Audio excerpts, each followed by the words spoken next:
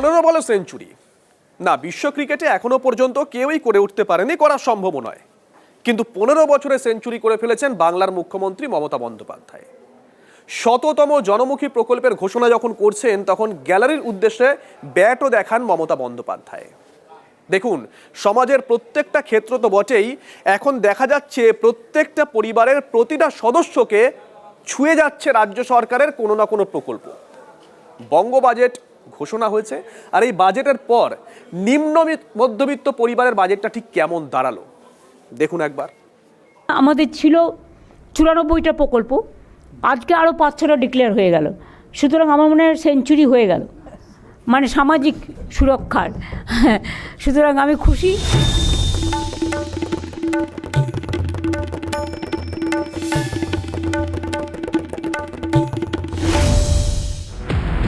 দুর্নীতি হোক বা অপশাসন, সরকার বা দলের গা থেকে এই দাগগুলো মোছা যাবে না।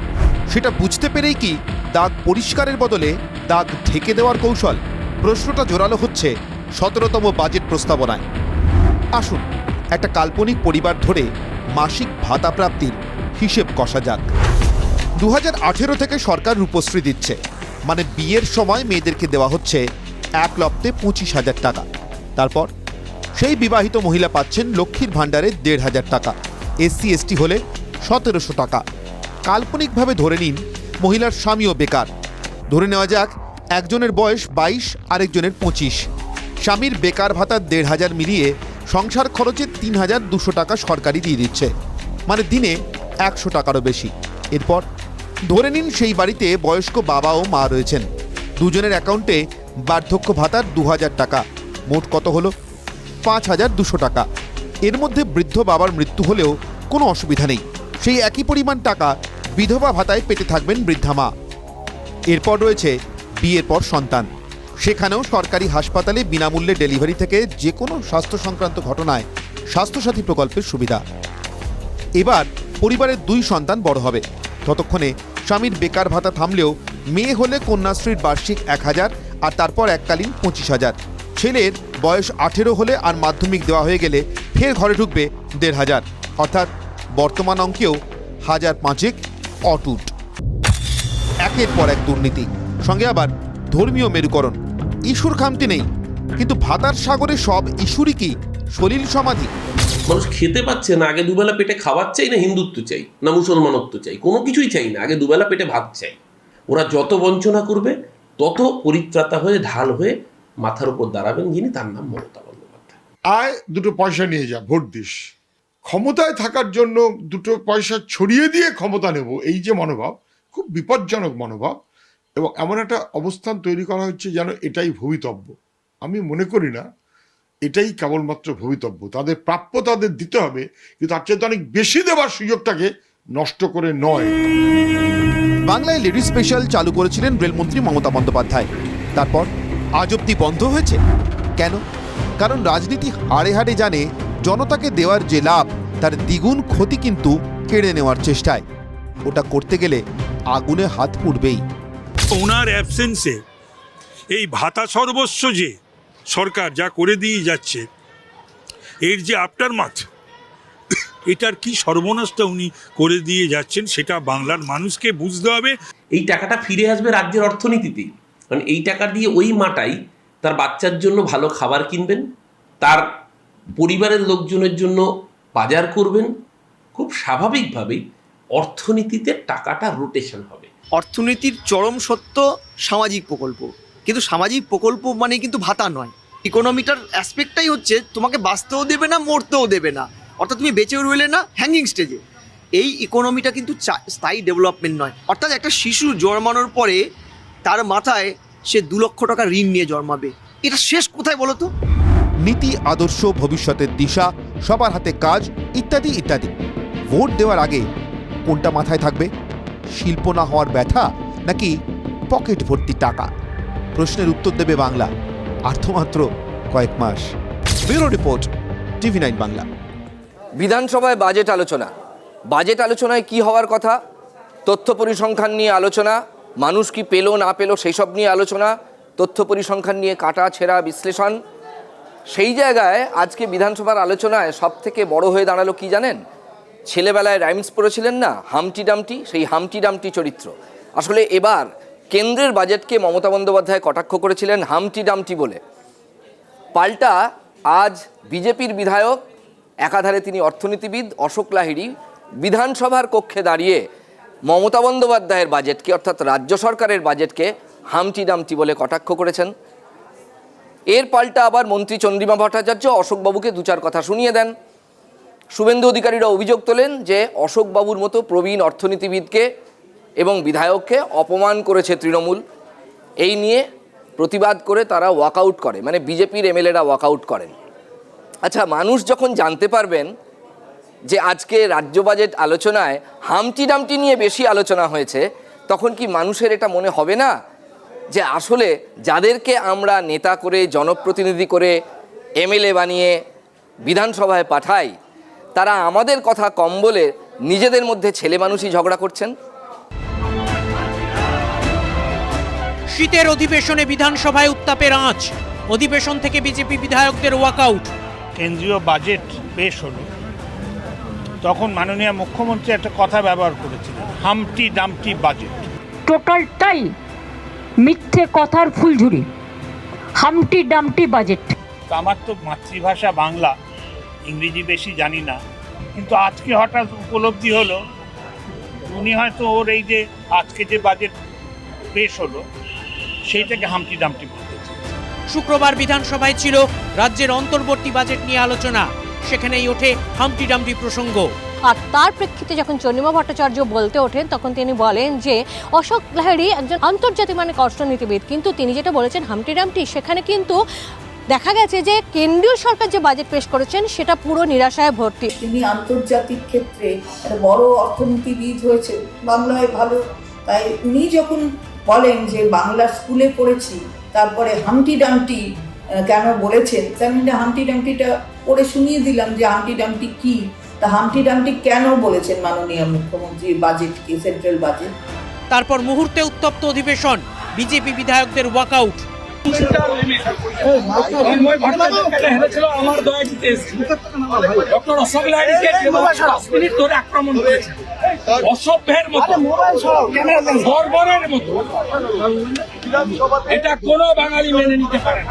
হামটি ডামটিতে তুলকালাম রাজনীতি, সেখানেই রাজ্যের অন্তর্বর্তী বাজেট নিয়ে করা আক্রমণে বিজেপি। যে কাজ ওরা 15 বছরে করতে পারেননি, এখন যেন কেমন অত্যন্ত তাড়াহুড়োতে আছে। 15 বছরে আমরা যদি কিছুই না করি, মানুষ মমতা বন্দ্যোপাধ্যায় আমার দলের সর্বোচ্চ নেত্রী এবং মুখ্যমন্ত্রী, তাকে করার জন্য এত উৎসুক হয়ে যান কেন?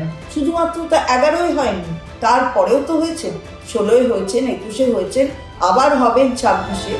আত্মবিশ্বাসী চন্দ্রিমা ভট্টাচার্য আর রাজ্যের মন্ত্রীকে নিশানা বিরোধী দলনেতার। এরা বাংলা বিরোধী। ডক্টর অশোক লাহিড়ী আর্টিকেলে এদের সব খুলে দেয়। এরা যে অর্থনীতিকে ধ্বংস করেছে, ডক্টর অশোক লাহিড়ী এটা এক্সপোজ করে, তাই এদের অসুবিধা। 26-এর ভোটের আগে শেষ বিধানসভা অধিবেশন, ভোট অন অ্যাকাউন্ট নিয়ে আলোচনা, সেখানেই তাল কাটলো হামটি ডামটিতে। অধিবেশন কক্ষ এই কথার জন্য প্রায় বলা যেতে পারে একটা হট্টগোলের জায়গায় পরিণত হয়েছিল। ক্যামেরায় দীপঙ্করের সঙ্গে দীক্ষা, টিভি 9 বাংলা, কলকাতা। সংখ্যালঘু উন্নয়ন ইস্যুতে বিধানসভায় তুমুল হয়ে হট্টগোল। অগ্নিমিত্র পালের মন্তব্যের প্রতিবাদ করেন ফিরহাদ হাকিম, তুমুল হইচই সেখানে। আসলে বাজেটের সংখ্যালঘু উন্নয়নের বিষয় নিয়ে প্রশ্ন তোলেন অগ্নিমিত্রা পাল, তার প্রতিবাদ করেন ফিরহাদ হাকিম, তুমুল হই হট্টগোল শুরু হয়ে যায়। আর অগ্নিমিত্রা পালের বক্তব্যের বিতর্কিত অংশ বাদ দেওয়ার নির্দেশ দিয়েছেন স্পিকার। মাদ্রাসা ডেভেলপমেন্টের খাতে 5,713 কোটি টাকা দিয়েছে, ইন্ডাস্ট্রিয়ালাইজেশন প্রমোশনের ক্ষেত্রে 1400 কোটি, আর ইনফরমেশন টেকনোলজির ক্ষেত্রে 217 কোটি টাকা। যে আইটি ছাড়া আধুনিক বিশ্ব এগোতে পারে না, এখানে থাকবে কেন? আইটি ছেলেরা সেক্টর 5 তো বন্ধ করে দেওয়া উচিত। রাজ্য বাজেটে বরাদ্দ নিয়ে রাজ্য সরকারকে করা আক্রমণ বিরোধী দলনেতার। বিধানসভার অধিবেশনেও সেই মাদ্রাসা শিক্ষার বরাদ্দ নিয়ে প্রশ্নটা তোলেন অগ্নিমিত্রা পাল। বলতে গিয়ে বলেন, মাদ্রাসায় পড়ে কেন ডাক্তার, ইঞ্জিনিয়ার, আইএস, আইপিএস বা বিজ্ঞানী তৈরি হচ্ছে না, কেন এখান থেকে ক্রিমিনাল তৈরি হচ্ছে? তুমুল হইহট্টগোল শুরু হয় বিধানসভায় অগ্নিমিত্রা পালের এই মন্তব্যের প্রতিবাদ করতে ওঠেন ফিরহাদ হাকিম। ফিরহাদ হাকিম বলেন, আমরা ক্রিমিনাল নই, স্বাধীনতা সংগ্রামে সংখ্যালঘুদের অবদান জানেন। অগ্নিমিত্রার মন্তব্যের তীব্র প্রতিবাদ ফিরহাদের। বিজেপি তৃণমূল তুমুল বচসা বাঁধে অধিবেশনে। ফিরহাদ হাকিম মহাশয়, আপনার দল, আপনার সরকার মুসলমানদের ভুল বোঝাচ্ছেন, তাদেরকে ব্যবহার করছেন, ভোট ব্যাংকের জন্য ব্যবহার করছেন। ঠিক যে ওনাদের দল বিজেপি আমাদের ঘৃণা করে আমরা জানি, আমাদের হত্যা করতে চায় আমরা জানি, কিন্তু আমরা ক্রিমিনাল নই, আমরা ভারতের সন্তান। বিমান বন্দ্যোপাধ্যায় জানিয়ে দেন যে এই গোটা পর্বটি বিধানসভার যে রেকর্ড রয়েছে সেখান থেকে বাদ দেওয়া হচ্ছে, কিন্তু পরবর্তীতে আবার তৃণমূল কংগ্রেসের বিধায়করা তারাই বিষয়টা নিয়ে অগ্নিমিত্রা পালের শাস্তি দাবি করেন। সবাই বলছিল প্রত্যাহার করার জন্য, কিন্তু তিনি সেটা প্রত্যাহার করেননি। বাধ্য হয়ে আমাদের শোভনদেব চট্টোপাধ্যায় একটা অভিযোগ আমার কাছে দিয়েছেন, সেই অভিযোগের পরিপ্রেক্ষিতে আমরা বিকেলবেলা আলোচনা করেছি। সে আলোচনা করার পরে আমার সিদ্ধান্ত যেটা হয়েছে সেটা আমি হাউসে জানিয়ে দিয়েছি। অগ্নিমিত্রা পালের মন্তব্য ঘিরে তুলকালাম বিধানসভায়। তবে দিনের শেষে দলের বিধায়কের পাশেই বিরোধী দলনেতা। তো উঠবেই, অগ্নিমিত্রা পাল সঠিকভাবে বলেছে। অগ্নিমিত্রা পাল তো মুখ্যমন্ত্রীর কথাকে রিপিট করেছে, মুখ্যমন্ত্রী বলেছেন। শুক্রবার ওরা একটু প্রতিবাদ করে। তুমি তো জানো এটা আমারও হাতে নেই, আমি তো করাইনি ঘটনাটা। জুম্মাবারে এমনিতেই ওরা জমায়েত হয়, প্রোগ্রাম করে। এটা আঘাত দেওয়ার বিষয় না, এটা সামগ্রিকভাবে সমস্ত কমিউনিটিকে অ্যাটাক করেন। যারা জঙ্গি, যারা মৌলবাদী, যারা হবিন্দ্র দাস, চন্দন দাসকে খুন করে, যারা মোথাবাড়ি করে, ধুলিয়ান করে, শামশেরগঞ্জ করে, যারা বেলনাগাতে রাস্তা অবরোধ করে। Bureau report, TV9 Bangla. জোট মানে বাম জোট, বাকিটা আসন সমঝোতা। তৃণমূল আর বিজেপি বিরোধী শক্তির সঙ্গে হাত মেলানোর পরিপ্রেক্ষিতে এমনটাই মন্তব্য করেন সিপিএম এর রাজ্য সম্পাদক মোহাম্মদ সেলিম। এটা কি বোধোদয় নাকি পরিস্থিতির ঠেলা? কারণ কিছুদিন আগেও সিপিএম বলেছিল তারা তৃণমূল আর বিজেপি বিরোধী সবাইকে নিয়ে চলতে চাইছেন। এমনকি মন বুঝতে হুমায়ুন কবিরের কাছেও ছুটে গেছিলেন মোহাম্মদ সেলিম। আজ অবশ্য সেলিম সাহেব বলেছেন কংগ্রেস যে সঙ্গে নেই সেটা অনেকদিন আগে থেকেই বোঝা গেছিল।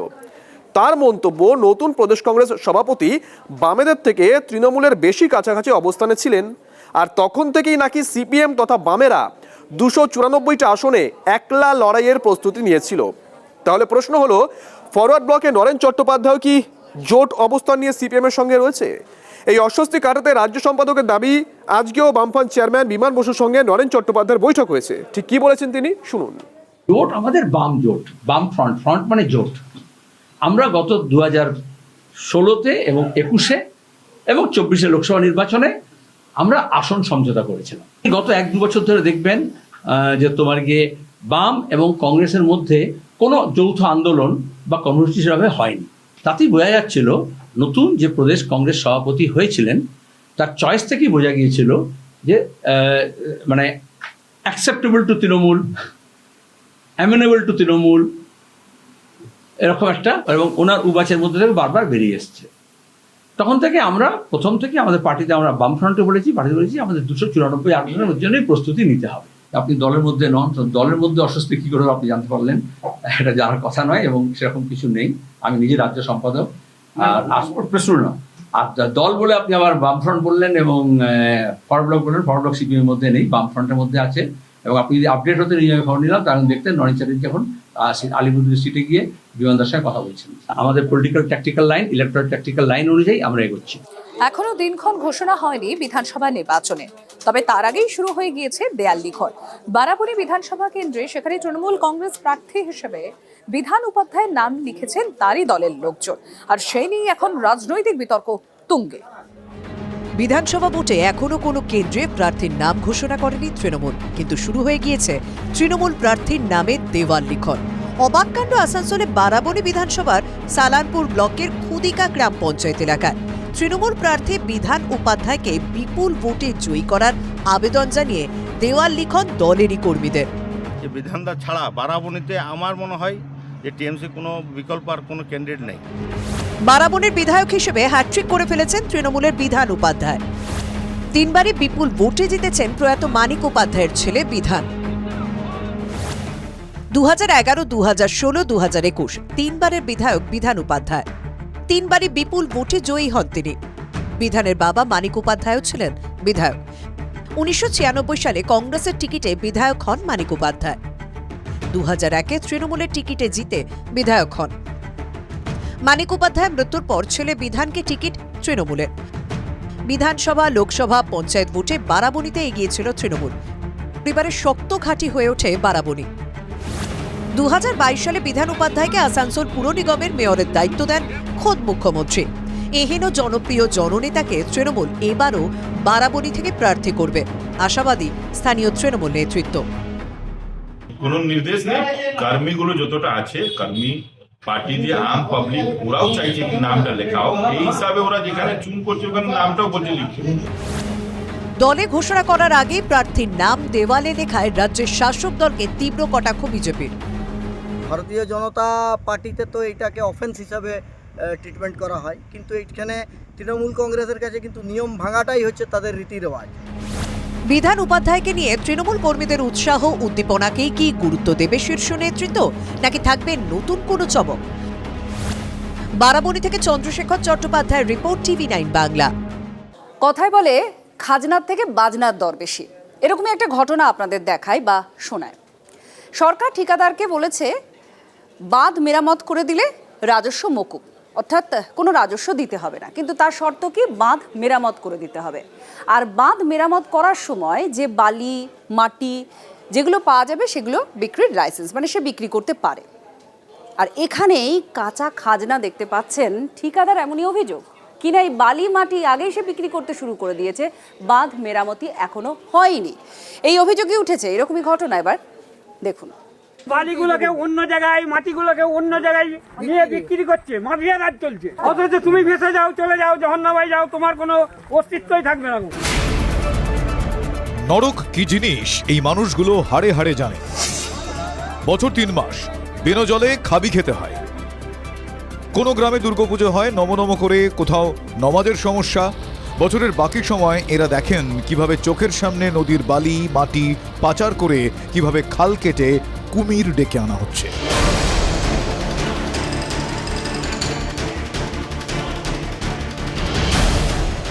বাঁধ মেরামতির নামে নদী থেকে মাটি বালি তোলা হচ্ছে, কিন্তু বাঁধ সারাই কোথায়?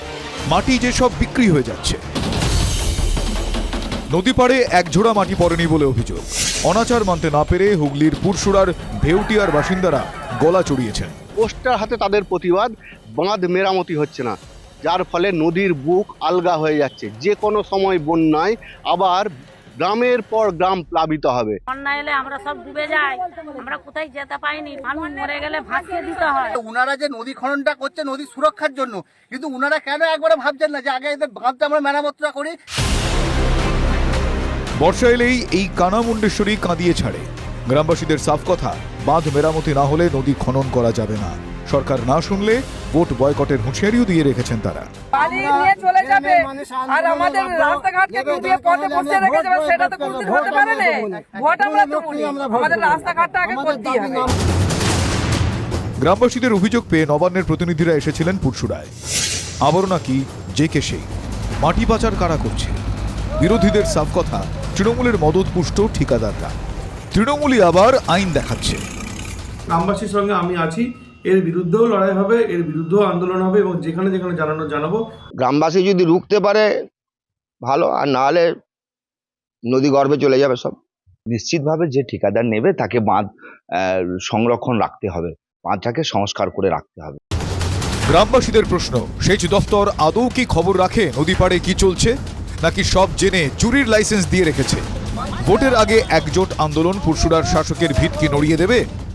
নদী পাড়ের মেজাজ কিন্তু অন্য ইঙ্গিত দিচ্ছে। আরামবাগ থেকে তন্ময় বৈরাগীর রিপোর্ট, TV9 বাংলা। নদীর গ্রাসে একে একে জায়গা, জমি, বাড়ি ঘর সবকিছুই, আর এই সর্বস্ব হারে খোলা আকাশের নিচে মুর্শিদাবাদের গঙ্গাপাড়ের বিস্তীর্ণ এলাকার বাসিন্দারা। ভাতা নয়, তাদের দাবি মাথার উপর নির্দিষ্ট ঠাঁই। সব কাজে দিয়ে নদীটা বান্ধন করুক, লক্ষ্মী ভান্ডার দিতে হবে না, নদী বান্ধার কাজে। ভাতা নয়, চাই ভাঙন রোধ। লক্ষ্মীর ভান্ডার যাই বাড়ুক না কেন, ভাঙনের উঠোনে থাকা মানুষগুলোর যন্ত্রণা কমান নয়। মুর্শিদাবাদের শামশেরগঞ্জ, লালগোলা, নিমতিতার ভাঙন কবলিত এলাকার বাসিন্দাদের কাতর আর্জি একটাই, চাই নিরাপদ আশ্রয়।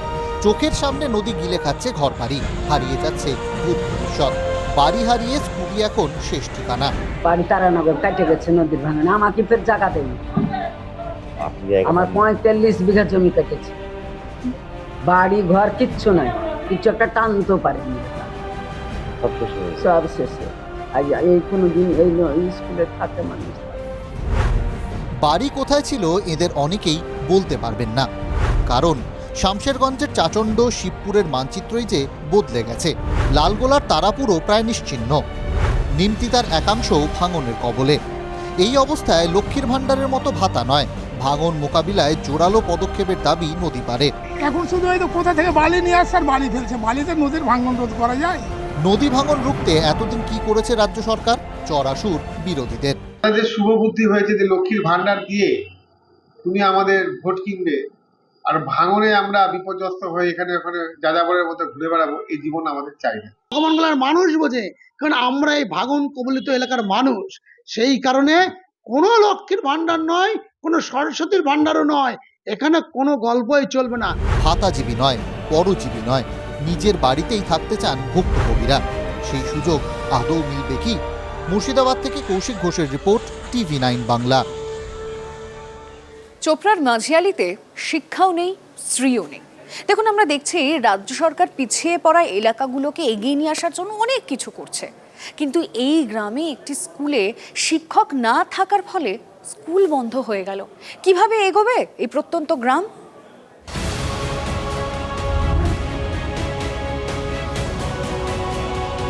তালা পড়ল আরও এক সরকারি স্কুলে, কারণ সেই শিক্ষকের অভাব। উত্তর দিনাজপুরের চোপড়ার মাঝিয়ারি গ্রাম আদিবাসী প্রধান, সেখানেই রয়েছে ছিল কালীগঞ্জ আদিবাসী জুনিয়র হাই স্কুল, কিন্তু শনিবার থেকে সেই স্কুলে ঝুলছে তালা। শিক্ষা দপ্তরের নির্দেশ, স্কুলে থাকা 33 জন পড়ুয়াকে ট্রান্সফার সার্টিফিকেট দিয়ে অন্যত্র ভর্তি করাতে হবে। আমি 31 জানুয়ারি চালায়ে যা ছাত্রছাত্রী ছিল অন্য জায়গায় সব পিসি দিয়ে ভর্তি করার জন্য অন্য জায়গায় চলে যেতে বলেছি। 2011 সালে শতাধিক ছাত্রছাত্রী নিয়ে আনুষ্ঠানিকভাবে উদ্বোধন হয়েছিল। স্থায়ী শিক্ষকের অভাব ছিল এই স্কুলে। পরবর্তীতে স্থায়ী শিক্ষক আসেন, কিন্তু প্রত্যন্ত গ্রামাঞ্চল বলে তারা বদলি নেওয়ার জন্য উঠে পড়ে লাগলেন। স্থানীয় সূত্রে খবর, 2022 সালে একজন স্থায়ী শিক্ষক বদলি হন। এরপর 2025 সালে আরও একজন স্থায়ী শিক্ষক বদলি হয়ে যান। স্থায়ী শিক্ষক না থাকায় একমাত্র ভরসা ছিলেন অতিথি শিক্ষক। তিনি একা হাতে বছরের পর বছর স্কুলটি চালিয়ে আসছিলেন, কিন্তু তিনিও 31শে জানুয়ারি অবসর নেওয়ায় স্কুলটি শিক্ষক শূন্য হয়ে যায়। ফলে গ্রামের ছেলে মেয়েদের ভর্তি হতে হয়েছে দূরের একটি স্কুলে। থাকলে মাস্টারগুলা ভালো ভালো শিক্ষার্থী দিল, এখানেই থাকতো। এখন স্কুলটা বন্ধ হয়ে গেছে, তো এখন মাস্টারটা নাই কিছু, তাহলে ওইটার জন্য আমি ওখানে ট্রান্সফার মাস্টার গুলার কমির জন্য অন্য স্কুলে এডমিশন করালাম। এত মেলা খেলা না করে এই স্কুলটা এখানে একটু বাচ্চা কাচ্চাদের পড়াশোনা টিচার গুলো আসতো, তারা আমাদের মেয়ে ছেলেগুলা পড়াশোনা করতে পারতো। যে বাংলায় আদিবাসী ভাষায় শিক্ষার কথা বলা হচ্ছে, সেই বাংলাতেই অনাদরে অবহেলায় বন্ধ হয়ে গেল আদিবাসী গ্রামের একমাত্র স্কুলটাই। সরকার যখন ক্ষমতায় আসে তখন বলেছিল যে আদিবাসীদের জন্য আরো স্কুল হবে, আদিবাসী ভাষায় শিক্ষার প্রসারের জন্য তারা অনেক প্রকল্পের কথা বলেছিল, কিন্তু বাস্তবে আমরা দেখতে পাচ্ছি কি আমাদের ইসলামপুর সাব ডিভিশন এবং চোপড়া ব্লকের অন্তর্গত আদিবাসী স্কুল বন্ধ হয়ে যাচ্ছে। আমাদের দিদি সরকার আসার পরে শিক্ষার হার কিন্তু অনেকটা বেড়েছে। দিদি আর আমাদের সম্মানীয় ব্রাত্য বসু স্যার, আমাদের শিক্ষামন্ত্রী, খুবই চেষ্টা করছে যে প্রত্যেকটা স্কুলের জন্য সাফিসিয়েন্ট টিচার আমরা দিতে পারি। ড্রপ আউট শূন্যে নামিয়ে পড়ুয়াদের স্কুলমুখী করার ঢক্কানি নাদ, কিন্তু বাস্তবে পড়ুয়া আছে, স্কুল নেই। স্ত্রী আর শিক্ষার মাঝে বিশ্রী ফাঁকটা আরো প্রকট হচ্ছে এই ছবিগুলিতে। বিশ্বরূপ বিশ্বাসের রিপোর্ট, TV9 বাংলা।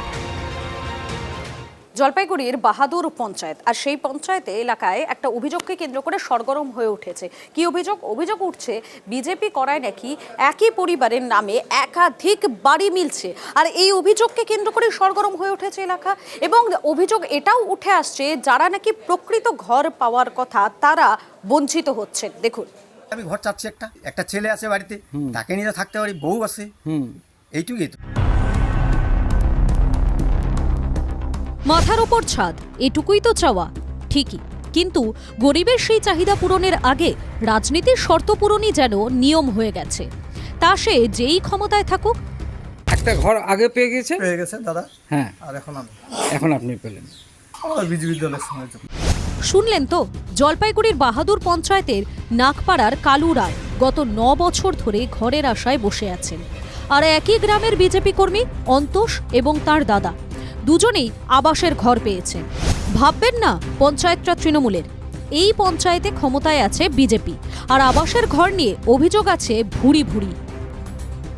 নাম আসে, 2বার হেয়ারিং করলো, হেয়ারিং করে মানে চলে গেল। তারপরে আমার বর গেল অঞ্চলে, পরে তখন বলে নাম নাই। বিজেপি পরিচালিত বাহাদুর পঞ্চায়েতে 1003 জনের নাম আবাস প্রাপকের তালিকায় ছিল, কিন্তু যে তালিকা সম্প্রতি প্রকাশিত হয়েছে তাতে নাম আছে 960 জনের, 43 জনের নাম নেই।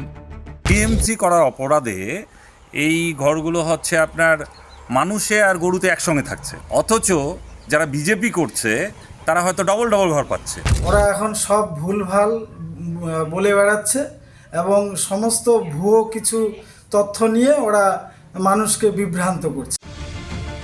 আবাস নিয়ে গ্রামের আনাচে কানাচে অনিয়মের অভিযোগ, ভোটের আগে তা নিয়েই চলছে রাজনীতি। বিজেপি আর তৃণমূল একইভাবে এসসি এসটি ওবিসি যারা অপেক্ষাকৃত গরিব মানুষ, তাদের স্বার্থবাহী কাজ এরা করবে না, এদের নীতিতে এসে এটা কোনো ব্যতিক্রমী ঘটনা নয়। কি তৃণমূল কি বিজেপি, আবাসে দুর্নীতির একের পর এক অভিযোগ, সবাই সবার দিকে আঙুল তুলছে। কিন্তু সাধারণ মানুষ যাদের সত্যি সত্যি আবাসের ঘরটা দরকার, তাদের কেন ভোগান্তি পোহাতে হচ্ছে, সে উত্তর কারোর কাছেই মেলে না। Nileshwar সান্যালের report, TV9 Bangla. প্রকৃত জননেতা তিনি, যিনি সকলকে আপন করে নিতে পারেন। আরামবাগের তৃণমূল নেতা সেই নীতিতেই কিন্তু বিশ্বাসী, তাই আপন করেছেন না, পার্টিকেও করেননি, জনতাকেও আপন করেননি, আপন করেছেন পার্টি অফিস, দফতর মানে পার্টি অফিস যেটা রয়েছে সেখানকার, সেটা নিজের নামে লিখিয়ে নিয়েছেন। চোরের কোনো ধর্ম নাই, যা পাবে তাই চুরি করবে। কারো বান্ধবীর ফ্ল্যাটে টাকার এভারেস্ট, কারো হাতিবাড়ি। তৃণমূলের জমানায় শাসক নেতাদের দুর্নীতির নামাবলিতে কতই না বৈচিত্র্য। অভিযোগ মূলত নেতা ও তাঁদের ঘনিষ্ঠদের ঘিরে। ছক ভাঙা দলে অন্য ছক দেখালেন হুগলির এক তৃণমূল নেতা। দলের অফিসে নাকি হজম করে ফেললেন জোড়া ফুলের এই নেতা। আরামবাগ কলকাতা রাজ্য সড়কের পাশে গড়বাড়িতে তৃণমূলের এই পার্টি অফিস ঘিরে যত বিতর্ক। রাজ্যে পরিবর্তনের আগে গড়ে ওঠে তৃণমূলের পার্টি অফিস। 2021-এ 25 লক্ষ টাকা খরচ করে নতুন করে তৈরি হয় তৃণমূলের কার্যালয়। অভিযোগ, এরপরই কীর্তিমান তৃণমূল নেতা পলাশ রায় নিজের নামে জমিটি করিয়ে নেন। যেটা অভিযোগ যে এই পার্টি অফিস দীর্ঘদিন ধরেই আছে এবং প্রভাব খাটিয়ে পলাশ রায় এই পার্টি অফিস দখল করেছিল। পলাশের নামে দলের অফিস চুরির অভিযোগে তৃণমূলের উচ্চ নেতৃত্বের কাছে নালিশ জানিয়েছেন এলাকার নেতারা। তৃণমূল নেতার বিরুদ্ধে পোস্টারও পড়েছে খানাকুলে। পোস্টারটা কারা বা কে মেরেছে জানি না, তবে পোস্টারটাকে আমি সমর্থন করছি। তিনি শুধু খানাকুলে ঘুরছে, কাদেরকে নিয়ে ঘুরছে, যাদের এই সদ্য চাকরি বাদ গেছে। অভিযুক্ত পলাশ রায় আরামবাগ সাংগঠনিক জেলা তৃণমূলের সভাপতি, পাশাপাশি হুগলি জেলা পরিষদের তৃণমূলের সদস্য। অভিযুক্তর আইনজীবীর দাবি, নিয়ম মেনেই নাকি সব হয়েছে। ওই অফিসটা হচ্ছে ওনার নিজের বাবার জায়গার উপর করেছিলেন এবং সেটা পরবর্তীকালে ওনার ভাই পার্থ রায় ওনাকে দানপত্র করেছেন, সম্পূর্ণভাবে ওনাকে কালিমালিপ্ত করছে। তৃণমূল নেতাই হজম করে ফেলেছে দলের অফিস, বিদ্রুপের সুযোগ হাতছাড়া করেনি বিরোধীরা। চোরেদের ভাগ বটোয়ারা নিয়ে গন্ডগোল, একটা অংশ চুরি করছে আর কিছু অংশ পাচ্ছে না, এসব নিয়ে গন্ডগোল। ওদের কোনো আদর্শবোধ নেই, ওদের দলটাকে হয়তো ভালোবাসে না, ক্ষমতাটাকে ভালোবাসে। কয়েক বছর আগে কোলাঘাটে দলেরই অফিস বিক্রি করে দিয়েছিলেন তৃণমূল নেতা। আরামবাগের তৃণমূল নেতা সবাইকে টেক্কা দিয়ে বুঝিয়ে দিলেন দলের লাভের থেকে নিজের লাভ বড়। আরামবাগ থেকে তন্ময় বৈরাগীর রিপোর্ট, TV9 বাংলা। এসআইআর শুনানি নিয়ে আপনাদের একটা আপডেট দিয়ে রাখি। আগামীকাল অর্থাৎ 7 তারিখ পর্যন্ত শুনানি হবে, এটাই নির্ধারিত দিন। এদিকে যে খবর সামনে এসেছে, 5 লক্ষ ভোটার 5 তারিখে যাদেরকে নোটিশ দেওয়া হয়েছে, শুনানির জন্য ডাকা হয়েছে, তাদের মধ্যে যারা 7 তারিখের এই লাস্ট শুনানি হবে, তারা যদি না আসেন তাহলে তাদের নাম বাদ যাবে। আর কেন তাদের নাম বাদ যাচ্ছে সেটাও জানিয়ে দেওয়া হবে। এর মধ্যে 3 জায়গা থেকে, উত্তর কলকাতা, মালদা আর দক্ষিণ 24 পরগনা, এই 3 জায়গা থেকে শুনানির দিন বাড়ানোর আর্জি করা হতে পারে বলেও খবর পাওয়া যাচ্ছে। প্রায় 400 জনের বাবা একজনই। নানুরের এই ঘটনা সামনে আসতে চাঞ্চল্য ছড়িয়ে পড়ে। তবে বাদ যায়নি মেমোরিও। 275 জনের সঙ্গে নামের লিঙ্ক রয়েছে একজনেরই। এটা কিভাবে সম্ভব? দেখুন, সুপ্রিম কোর্টে কমিশন হলফনামা জমা দেওয়ার পরই অন্তর্তদন্তে নামে TV9 বাংলা। যত কাণ্ড এসআইআরে, একজনের 389 জন সন্তান। এবার নানুরের ষষ্ঠী রানী সাহার সঙ্গে ভোটার তালিকায় 389 জনের লিঙ্কের হদিশ মিলল। অথচ কিছুই জানে না ষষ্ঠী রানীর পরিবার। প্রায় 20 বছর আগে প্রয়াত হয়েছেন ষষ্ঠী রানী। তার সঙ্গেই ভুরি ভুরি নাম লিঙ্ক করিয়ে ভোটার তালিকায় নাম তোলার অভিযোগ। নেপথ্যে কারা? কেউ বলে না, আমি কিছু না, এত আত্মীয়তা পাবে না। আমি তৃণমূলকে কাঠগড়ায় দাঁড় করিয়েছে বিজেপি। বীরভূমে যা রেজাল্ট দেখেন, এই যে তৃণমূল যে জেতা দেখেন, এরা তো 1 নম্বর ভোট করতে দেয় না, করেও যে কত ফেক ভোটে এখানে তৃণমূল জেতে তার জল জ্যান্ত উদাহরণ। গোটা কাণ্ডে কমিশনের ঘাড়ে দায় চাপিয়েছে তৃণমূল। নির্বাচন কমিশন বিজেপির কথায় বেআইনিভাবে বিজেপিকে জেতানোর জন্য নোংরামি করছে। বর্ধমানের মেমারির রাধাকান্তপুরেও একই কাণ্ড। এসআইআরে নমিতা হাজরার নামের সঙ্গে 275 লিঙ্ক। অথচ কিছুই জানেন না নমিতার শ্বশুরবাড়ির লোকজন। স্বামীর মৃত্যুর পর নাকি গ্রাম ছেড়েছেন নমিতা। এক মেয়ে আছে যার বিয়েও হয়ে গেছে। কলকাতায় পরিচারিকার কাজ করে দিন গুজরান করেন নমিতা। যারা স্থানীয় মানুষজন তারা যেটা জানাচ্ছেন যে এই ঘটনা শুনে তারা কিন্তু স্তম্ভিত হয়ে গেছেন। প্রথমে যোগাযোগ হয়নি, আসিও নি, আসছে সেই ফর্ম জমা দিয়ে চলে গেল, সেদিকে আসিও নি। ও অনেকদিন পর পর আসে, ও লোকের বাড়ি কাজ করে, বাসন মাজে না রান্না করে না কি করে সেটা বলতে পারছি না অনেক দিন থেকে। বিষয়টা আমরা তো কোনো কিনারা করতে পারছি না। এটা বললে তো একমাত্র বিএলও বলবে, কিন্তু বিএলও তো কোনো সদুত্তর দিতেই পারে না, বলছে আমার এখানে কোনো এরকম তথ্য নেই। এত ভোটারের অভিভাবক মাত্র একজনই, আদৌ কি তা সম্ভব? কমিশন তত্ত্ব তালাশ করতেই ঝুলি থেকে বেড়াল বেরিয়ে পড়েছে। হিমাদ্রি মণ্ডল ও মনতোষ পোদ্দারের রিপোর্ট, TV9 বাংলা। একদিকে পুজো কমিটিগুলোকে অনুদান দেওয়া হয় পুজোর সময়, আর অন্যদিকে ক্লাব ভাঙচুর করা হচ্ছে সেই পুজো উদ্যোক্তাদেরই। সেরকমই তো অভিযোগ উঠছে যে ক্লাবে ভাঙচুর করা হয়েছে, টাকা লুটপাট করা হয়েছে আলমারি ভেঙে, এমনকি পুজো উদ্যোক্তার বুকে আগ্নেয়াস্ত্র থেকে হুমকি পর্যন্ত দেওয়া হয়। আর এই সমস্ত অভিযোগ উঠছে স্থানীয় প্রমোটার অমিত গঙ্গোপাধ্যায় এবং তার দলবলের বিরুদ্ধে। নরেন্দ্রপুর থানায় ইতিমধ্যে লিখিত অভিযোগ দায়ের হয়েছে।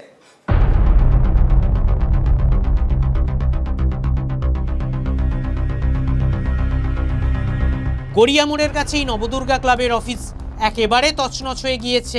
ক্লাব উদ্যোক্তাদের অভিযোগ, ক্লাবের অফিসে দুষ্কৃতী তাণ্ডব হয়েছে।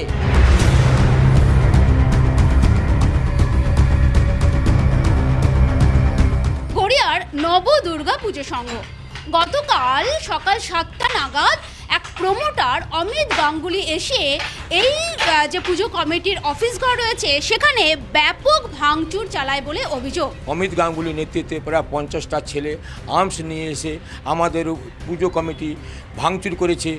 যত 5.5 টাকা ক্যাশ নিয়ে চলে গেছে, আমাদের ল্যাপটপ, আমাদের টিভি, আমাদের এসি, যা কাগজ ডকুমেন্টস ছিল ভেঙে দিয়ে নিয়ে চলে গেছে। পুজো কমিটির যিনি সম্পাদক রয়েছে তাকে আগ্নেয়াস্ত্র দেখানো হয়েছে। উন্নত ধরনের রিভলভার ছিল, ওরা আমার এই থেকে যে বুকের মধ্যে হুমকি দিয়ে গেছে আমাদের যারা ক্লাবের সিনিয়ররা তাদেরকে মার্ডার করে দেবে। এই ঘরটা দখল করতে চাইবো। উনি প্রমোটিং করে, উনি বড় গুন্ডা এখানকার। ওর অফিস, ওর সব কিছু টার্গেট। ওর এখন নদী নালা, পুকুর, খাল, বিল, নদী নালা, ড্রেন, এটাও ওর টার্গেট। ওর এগেনস্টে ক্রিমিনাল কেস কমসে কম 100টা আছে। সেই প্রমোটার অমিত গাঙ্গুলি তিনি এই সমস্ত যে অভিযোগ ক্লাবের, সেই অভিযোগকে অস্বীকার করেছেন। পাল্টা ক্লাবের বিরুদ্ধে টাকা চাওয়ার অভিযোগ তুলেছেন ওই প্রমোটার, যা উড়িয়ে দিয়েছে ক্লাব কর্তৃপক্ষ। এটা ভিত্তিহীন অভিযোগ। ওনার বক্তব্য থাকতেই পারে, উনি আমাদের বিরুদ্ধে বলতেই পারেন, তার কতখানি সত্যতা আছে, উনি যেটা বলছেন সেটা কি উনি প্রমাণ করতে পারবেন? নরেন্দ্রপুর থানায় লিখিত অভিযোগ দায়ের করেছে ক্লাব কর্তৃপক্ষ। মুখ্যমন্ত্রীর কাছেও বিচারের আবেদন জানানো হবে। মানে মুখ্যমন্ত্রীর তরফ থেকে আমরা প্রচুর সহায়তা পেয়েছি। আমরা তো এই ঘটনাটা মুখ্যমন্ত্রী পর্যন্ত নিয়ে যাব। নরেন্দ্রপুর থানা এই অভিযোগ নিয়েছে এবং তারা তদন্তের কাজ শুরু করেছে। ক্যামেরায় দেবব্রতের সঙ্গে সোমা, TV9 বাংলা, কলকাতা। গত 1 বছরে 150 বার পূর্ব রেলে পাথর ছোড়ার মতো ঘটনা ঘটেছে বলে দাবি পূর্ব রেলের, যার 80% নাকি মালদায়। এদিকে পূর্ব রেলের তরফ থেকে অভিযোগ করা হয়েছে যে সেই সমস্ত অভিযোগ মালদার জেলা প্রশাসনকে জানানো হয়েছে, রাজ্য সরকারকে জানানো হয়েছে, কিন্তু সেই অভিযোগ জমা পড়ার পরেও কোনো রকম কোনো পদক্ষেপই নেওয়া হয়নি। বন্দে ভারত হোক বা রাজধানী এক্সপ্রেস, বছরের পর বছর ধরে চলন্ত ট্রেন লক্ষ্য করে পাথর ছোড়ার ঘটনা ঘটেই চলেছে। গত 1-1.5 বছরে ট্রেনকে লক্ষ্য করে পাথর ছোড়ার ঘটনা বেড়েছে বহুগুণ। পূর্ব রেলের দাবি, তাদের এলাকায় গত 1 বছরে 150টি পাথর ছোড়ার ঘটনা ঘটেছে, যার মধ্যে 80% ঘটনা ঘটেছে মালদায়। পূর্ব রেলের অধীনে সবথেকে উদ্বেগজনক আর ভয়াবহ জেলা হিসেবে মালদাকেই চিহ্নিত করা হয়েছে। एक साल में 150 केस, एक साल में 150 केस है और कंटिन्यूस हमारा फोकस तो ये है लोगों को समझाएं, जो आइडेंटिफाइड एरिया है जहाँ से पत्थर फेंके जाते हैं तो वहाँ पे जाके काउंसलिंग की जा रही है। मालदा डिवीजन हमारे यहाँ सबसे, हाँ मालदा डिवीजन सबसे ज़्यादा अफेक्टेड। মালদা থেকে বন্দে ভারত এক্সপ্রেস ও বন্দে ভারত এক্সপ্রেস স্লিপারের মতন প্রিমিয়াম ট্রেন চলাচল করে। এছাড়াও উত্তরবঙ্গে যাওয়ার একাধিক দূরপাল্লার গাড়ি মালদার ওপর দিয়েই চলে। মালদার প্রশাসন এবং রাজ্য প্রশাসনকে এ বিষয়ে বারবার জানিয়েও কোনো লাভ হয়নি বলে অভিযোগ রেলের তরফ থেকে। আর এই নিয়ে শুরু হয়েছে রাজনৈতিক তরজা। এগুলো আপনি নিশ্চিন্ত থাকুন, আগামী 3-4 মাস বাদে যদি মানুষ সঠিক জায়গায় ভোটটা দেয়, মানুষকে ভোটটা কিন্তু সঠিক জায়গায় দিতে হবে, হ্যাঁ, তো তাহলে আপনি দেখবেন এসব বন্ধ হয়ে যাবে। আপনি আয়নায় যেমন মুখ দেখাবেন, আপনাকে আয়না তেমন মুখ দেখাবে। আপনি সঠিক জায়গায় ভোট দেবেন, সঠিক বিচার পাবেন, কেউ পাথর ছুটবে না। যেদিন থেকে রেলের নিরাপত্তা, রেলের সুরক্ষা, যাত্রী স্বাচ্ছন্দ্য সব সরিয়ে রেলকে বড় লোকদের যাতায়াতের ব্যবস্থা করে দেওয়া হয়েছে, গরিব মানুষদের জন্য রেলকে সরিয়ে দেওয়া হয়েছে, তখনই অনেক রকম সামাজিক ক্ষোভ বেড়েছে। রেলের তরফে অবশ্য দাবি, পাথর ছোড়ার ঘটনা আটকে এলাকা চিহ্নিত করে কাউন্সেলিংয়ের ব্যবস্থা করা হচ্ছে। কিন্তু এর পরেও কি ট্রেন লক্ষ্য করে পাথর ছোড়ার ঘটনা কমবে, সেটাই এখন বড় প্রশ্ন। সায়ন্ত ভট্টাচার্যের রিপোর্ট, TV9 বাংলা। মেঘালয় জয়ন্তিয়া পাহাড়ে সেখানে কয়লা খনি বিস্ফোরণ কাণ্ডে এখনো পর্যন্ত যে আপডেট উঠে আসছে তাতে দেখা যাচ্ছে 18 জনের মৃত্যু হয়েছে। মৃতের সংখ্যা আরও বাড়তে পারে বলে আশঙ্কা করা হচ্ছে। যদিও এই বিস্ফোরণ ঠিক কিভাবে ঘটেছে সে বিষয়ে এখনো পর্যন্ত স্পষ্ট কিছু জানা যায়নি।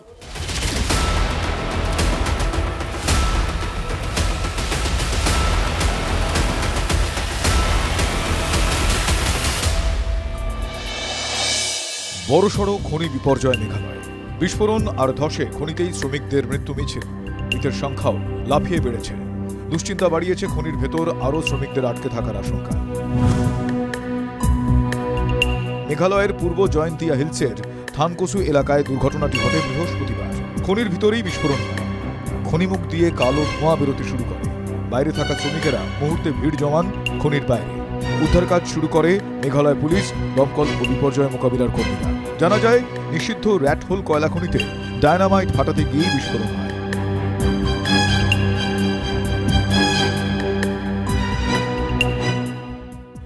Very tragic incident that took place in East Jaintia Hills, where a dynamite explosion had occurred at an illegal coal mine. As per the current reports, 18 people are reported dead because of this blast. Rat hole mining ভারতে নিষিদ্ধ। 2014-এ national green tribunal গোটা দেশেই rat hole mining নিষিদ্ধ ঘোষণা করে। তবে তাতে ঝুঁকি মাথায় নিয়ে কয়লা তোলা বন্ধ হয়নি মেঘালয়ে। জয়ন্তিয়া হিলসের দুর্ঘটনার পরই তাই ক্ষোভ চেপে রাখেননি কেন্দ্রীয় কয়লা মন্ত্রী। मेघालय में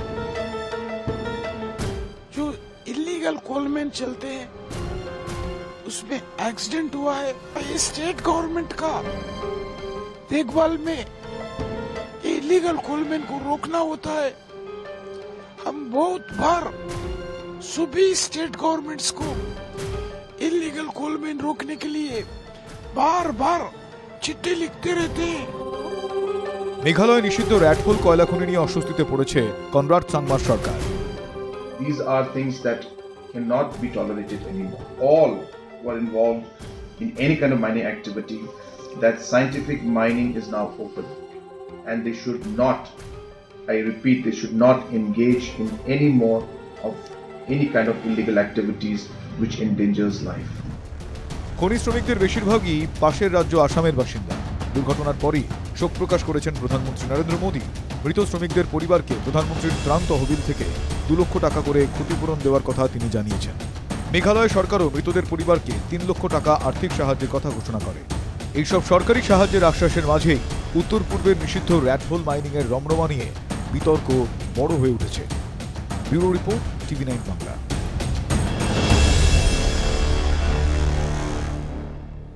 কোনো স্বপ্ন না দেখা একটা অপরাধ। প্রথমে স্বপ্ন দেখতে হবে, তারপর সেই স্বপ্নে বিশ্বাস করতে হবে, বললেন প্রধানমন্ত্রী নরেন্দ্র মোদী। আজ ছিল পরীক্ষা পে চর্চা, এবং সেই পরীক্ষা পে চর্চায় ভবিষ্যতের কৃতীদের সঙ্গে একান্ত আলাপচারিতায় এই বক্তব্যই রাখলেন প্রধানমন্ত্রী নরেন্দ্র মোদী। তিনি ঠিক পরীক্ষার্থীদের সঙ্গে আলাপচারিতায় দেখা যায় তাকে, এবং এটা ছিল তার নবম সংস্করণ। পরীক্ষার আগে তাদের মনোবল বৃদ্ধি করতে পরীক্ষা পে চর্চায় আলাপচারিতায় প্রধানমন্ত্রী। परीक्षा पे चर्चा, हार्दिक स्वागत, वंदन, कोटि कोटि अभिनंदन। 2018 শুরু হয়েছিল ছাত্রছাত্রীদের সঙ্গে প্রধানমন্ত্রী নরেন্দ্র মোদীর আলাপচারিতা। গত 6 বছর পরীক্ষা পে চর্চা পুরোপুরি এক জাতীয় ইভেন্টে পরিণত হয়েছে। এবার তাতে রেজিস্ট্রেশন হয়েছিল 4.5 কোটি পড়ুয়ার, যা গিনিস বুকের পুরনো রেকর্ড ভেঙে দিয়েছে। পরীক্ষা পে চর্চার সেই নবম সংস্করণে পড়ুয়াদের পেপটক দিতে দেখা গেল প্রধানমন্ত্রী মোদীকে, রীতিমতো শিক্ষকের ভূমিকায়। मैं सानवी आचार्य, आप ही के स्टेट यानी गुजरात से हूँ।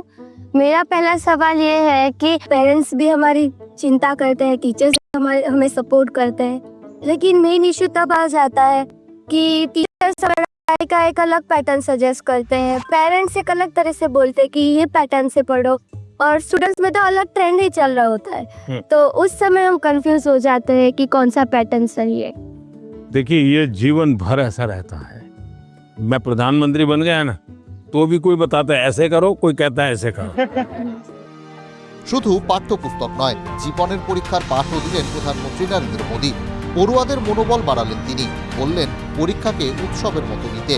একই সঙ্গে তিনি সোশ্যাল মিডিয়াও সতর্কভাবে ব্যবহার করার পরামর্শ দিলেন। आप बताइए कि स्किल ज्यादा जरूरी है या फिर मार्क्स ज्यादा जरूरी है?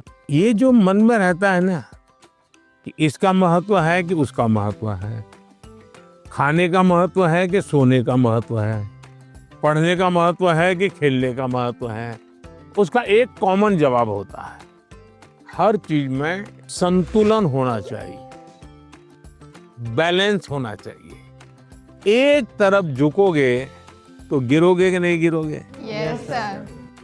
और सही बैलेंस करके रहोगे तो गिरोगे क्या कभी? No sir. तो ये सिंपल सी बात है। পড়ুয়াদের ভারসাম্যের পাঠ দেওয়াই নয়, পরীক্ষা পে চর্চার ক্লাসেও সেই ভারসাম্যটা ছিল। লেখাপড়ার আলোচনার মাঝেই পড়ুয়ারা পেয়ে যান প্রধানমন্ত্রীকে গান শোনানোর সুযোগ।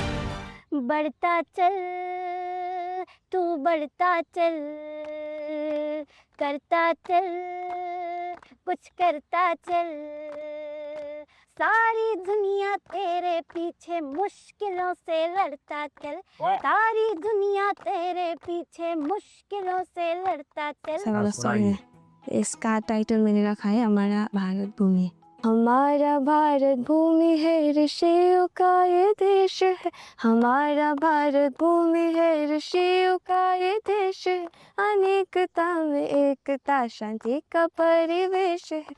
শুধু ছাত্রছাত্রীরা নয়, শিক্ষকদেরও পরামর্শ দেন প্রধানমন্ত্রী। তিনি বলেন পড়ানোর গতি এমনভাবে সামান্য এগিয়ে রাখতে হবে যাতে পড়ুয়াদের কাছে পড়াশোনা এগিয়ে নিয়ে যাওয়া সহজ হয়। যেমন ইতিহাস পড়াতে গেলে আগেই যদি শিক্ষক জানিয়ে দেন পরবর্তী অধ্যায় বা চ্যাপ্টারে কি হতে চলেছে, তাতে পড়ুয়ারাও নিজেদের প্রস্তুত রাখতে পারবে। Bureau report, TV9 Bangla.